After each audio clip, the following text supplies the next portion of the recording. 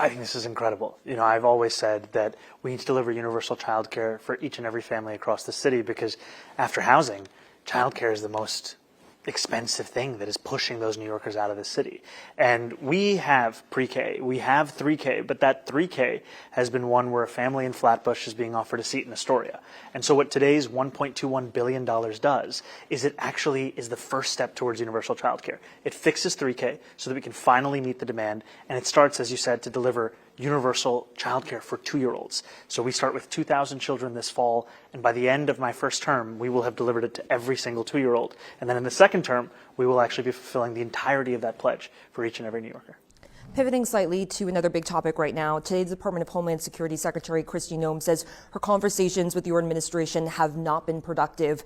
Have you spoken with her directly? I have not spoken with her directly. What have those conversations been like with your team and her team? Well, what I've instructed my team and instructed everyone in city government to do is to follow the law that we have here in New York City. And those laws also include sanctuary city laws. And that means that we do not allow for ICE agents to enter into a New York City school or any New York City property or property owned by a New York City contractor unless they show a judicial warrant signed by a judge. And this is critically important because in our administration, the law is not going to be viewed as a suggestion. It's going to be understood as a requirement.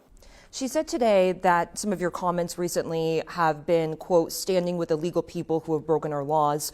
What's your response? I'd be interested to know which comments she's referring to. What I've said time and time again is that I am the mayor of New York City, and that means being the mayor for every single New Yorker in this city, no matter their documentation status. And I will continue to stand up for immigrant New Yorkers. There are more than 3 million New Yorkers who are immigrants, including myself, who right now are living with a real heightened sense of anxiety as to whether they can even leave their homes and still feel safe.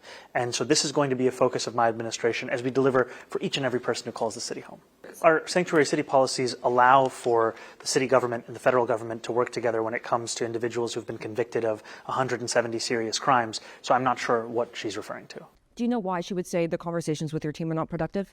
I don't. Catch Politics Unusual every week on Fox 5, Fox Local, and My 9.